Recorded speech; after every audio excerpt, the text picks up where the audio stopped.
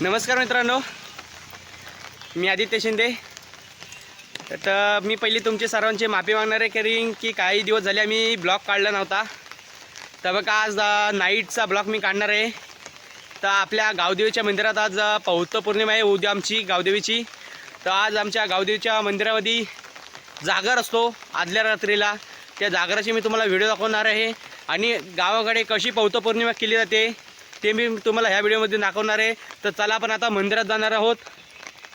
तर मित्रांनो, हा बघा आपण आता योगेश दादा, सुजल, मी आता आमच्या पुढे भगतभाऊ गेलेत. परत आमच्या गावात मला देवंश आलेला आहे.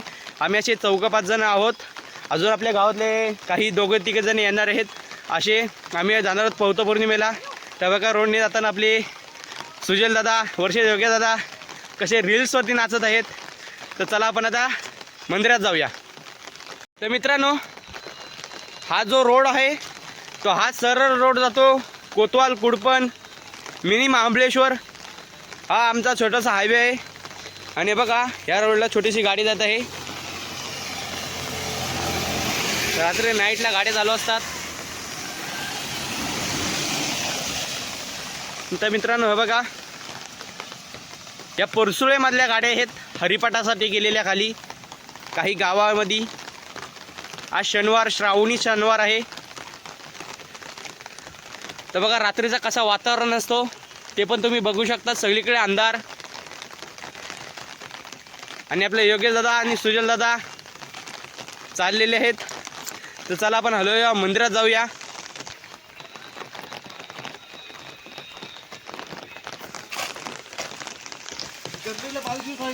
तर मित्रांनो, गणपतीला आता 22 दिवस राहिलेले आहेत. योगेश दादा गणपतीचे गाणे बघत आहेत, कशा प्रकारे पाहुणे असतात ते. आता मी त्याची पण आता सुरुवात करणार आहोत रिहर्सलला, प्रॅक्टिससाठी.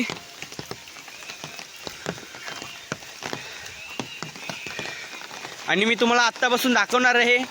थोडे दिवस झाले काही की आम्ही ब्लॉग काढू शकलो नाही, व्हिडिओ बनवू शकलो नाही. आत्ता मी तुम्हाला प्रत्येक व्हिडिओमध्ये दाखवणार आहे की कशा प्रकारे आता आमच्या कोकणामध्ये सण चालू होतात.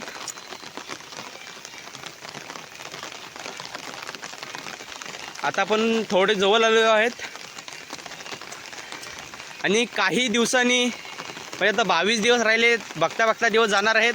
आणि थोड्या दिवसांनी कोकणामध्ये म्हणजे आमची वाडी आहे टेपरवाडी, तिथं बहुसंख्येने आमचे मुंबई पुणेवाले येणार आहेत. तर आम्ही खूप मोठा जल्लोष करणार आहे. तो पण मी तुम्हाला आपल्या ब्लॉगमधून दाखवणार आहे. कशा प्रकारे आपले शाहीर असतात, कशा प्रकारे आपले वाजवणारे आणि नाचणारे असतात. तर बघा रात्रीचा वेळ आहे आणि त्या साईडला तुम्हाला थोडंसं उजेड दिसत असेल. आपल्या गावदेवीचं मंदिर आहे. तर आता आपण काही अंतरावरती आलेलो आहेत. मी तुम्हाला आमच्या गावदेवीचं जुनं मंदिर दाखवणार आहे. तर चला आपण हलूया, पुढे जाऊया. तर मित्रांनो, हे बघा रोडला सारख्या गाड्या चालू आहेत. आणि आपण आता थोड्या झाल्यात आपल्या गावदेवीची कमानी आहे तिथं पोचणार आहोत. तर मी तुम्हाला दाखवणार आहे की आमची गावदेवीची कमानी ती पण खूप जुनी झालेली आहे, तरी पण ती अजूनपर्यंत कशी आहे ती पण मी तुम्हाला दाखवणार आहे. हे बघा इकडे आता 2-3 दिवस झाले पाऊस चांगला उघडलेला आणि अचानक आज संध्याकाळपासून पावसाने सुरुवात केलेली आहे कोकणामध्ये. आणि खूप मोठा असा पाऊस पडत आहे. इकडं दिसत आहे तुम्हाला आमची गावदेवीची सहान आहे. आता आपण मंदिराच्या जवळ पोचलेलो आहो. तर चला मी तुम्हाला डायरेक्ट आपल्या गावदेवीची कमानी दाखवणार आहे. तर मित्रांनो, हे बघा आपल्या गावदेवीचं प्रवेशद्वार आलेलं आहे. खूप जुनी अशी कमानी आहे आपल्या गावदेवीची. वरती आपल्या देवीचे 3 मूर्ती आहेत. आणि बघा कशा प्रकारे आपल्या गावदेवीची कमानी आहे. खूप अशी मस्त आहे, पण ती आता सध्या जुनी झालेली आहे. तर आपला देवांश दादा त्याची 4 व्हीलर घेऊन आला आहे. हे बघा हे आपल्या गावदेवीचं मंदिर, ते पण मी तुम्हाला या व्हिडिओमधून दाखवणार आहे. तर चला आपण आता मंदिरात जाऊया.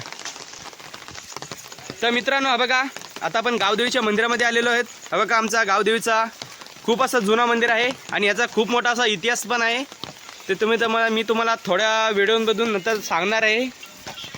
हा का मित्रांनो, कसा गावदेवीच्या मंदिरापाशी पटांगण ह्याला बोलतात, तसं मैदान आहे आणि हे बघा हे आपल्या गावदेवीचं जुनंसं मंदिर.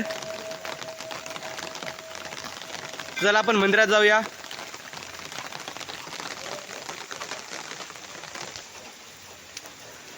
तर मित्रांनो आता आपण आलो आपल्या गावदेवीच्या मंदिरामध्ये. हे बघा आपले पुजारी बुवा अर्जुन भागोजी शिंदे हे इथं बसलेले आहेत. त्यांनी पहिली हजेरी लावलेली आहे. तर आता आपण मंदिरात आलोय गावदेवीच्या.